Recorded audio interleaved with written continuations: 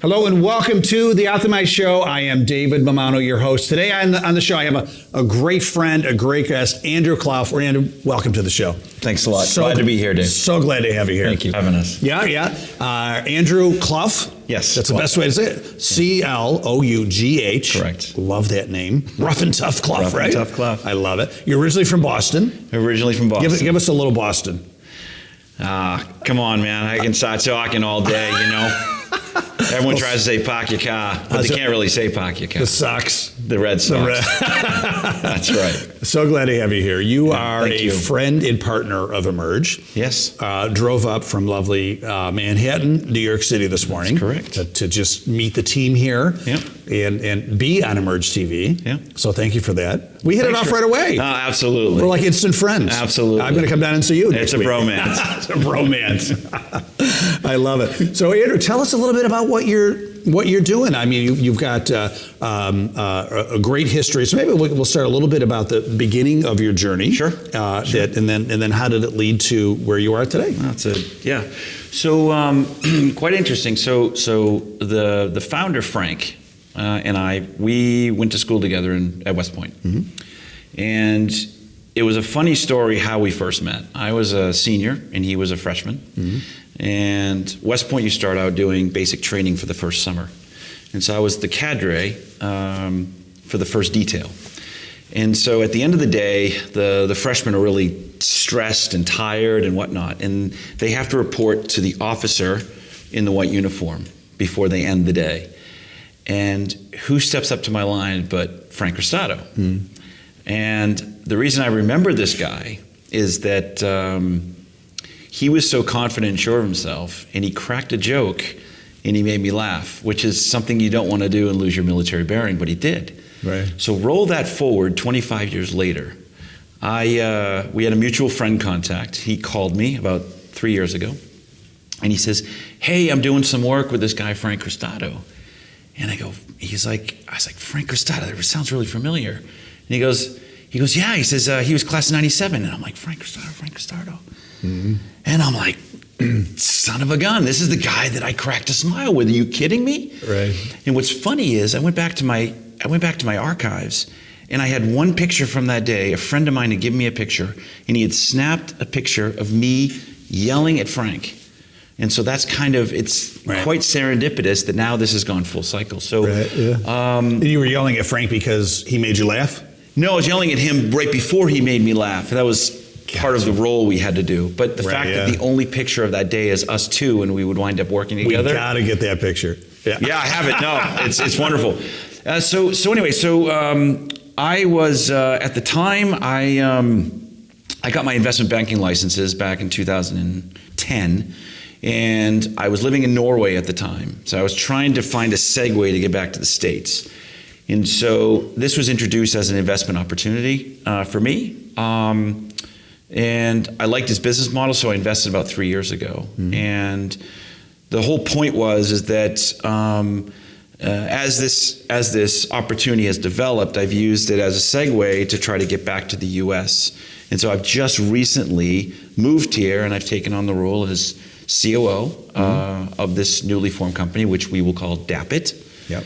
DAPIT. IT, DapIt. What does that mean? Well, it's interesting. So it's just like tap it. Mm-hmm. So, but and I might get this wrong, but I believe it actually originated back in during the Vietnam War, where it was kind of a symbol of solidarity for the Afro-Americans during the Vietnam War, with kind of like, hey, we're in this together. And so they would fist bump, and that was called a DapIt. Okay. So to speak. Yeah. And so the thought is we wanted to combine kind of that solidarity into when you're tapping the phone. So it's like a tap to pay, so to speak, because we're a payment processor, right, if you will. But we also wanted to symbolize that we wanted to democratize the payment processing space. Yeah.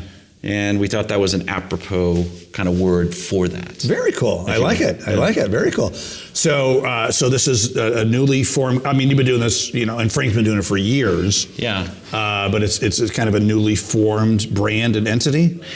It is and it isn't. This has kind of been a labor of love for Frank.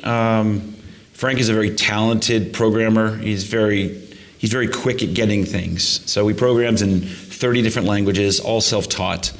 And interestingly enough, in his first assignment in the military, he was stationed in Hawaii. And how this all came about was that he was a diver, and he would go diving and he would pick up shells. He's a very creative type, so he started making this fancy jewelry. He's very charismatic, very gregarious, and he's a very good marketer. So he started being able to market these things and selling them for quite a bit amount of money, to the point where he needed a payment machine in order to do credit cards. Yeah. And so he went out, got a license for one of those, came back, and was shocked of how expensive it was to swipe a credit card. Yeah. And he goes, "This is wrong." He says, "I can build a better mousetrap." So in 6 months, he builds from scratch an entire platform for processing payments through the credit cards. Wow. And his whole point was, and again, is kind of like maybe the cliche, but it's best to sum up, is purpose over profit. He wanted to, as I said, democratize the payment space such that the people who are getting the lion's share, he wanted to kind of do a Robin Hood and divvy it out. So he wanted to make it more transparent. Yeah. So his system showed all the agents, everybody in the value chain, who's making what and why you're making it and so forth, right? Yeah, total so ultimately, so we can get those costs down. So that's kind of how it started. Yeah. And this is when? This is back in 1998. Wow. This is before they even had a system. They were using Excel sheets and so forth. Yeah. And so this quickly caught on, and he was able to kind of really elevate this. And so it's kind of been, we're now in this is probably version number 10 or 12, if you will, of how we're at it. Frank has been an individual contributor.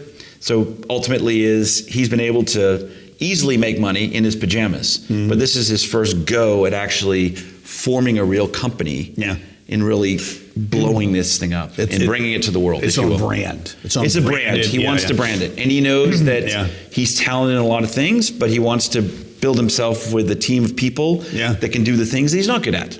Yeah. So, and that's kind of where I've come in. So my background is, operations. I've been in CFO roles. I've been in COO roles.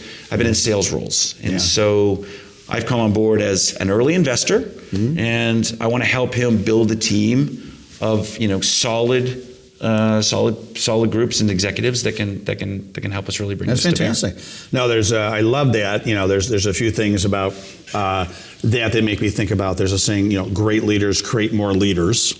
Yep. Right, that's John Maxwell, which I love. So, and then there's another saying. I don't know who said this first, but if as a leader, if you're the smartest person in the room, you are in the wrong room. Yeah, right. So it seems like obviously Frank is hiring. He's very smart in what he does, but also bringing on other experts in their areas of expertise and letting you and everybody do the thing to create a great company. Right. Yeah.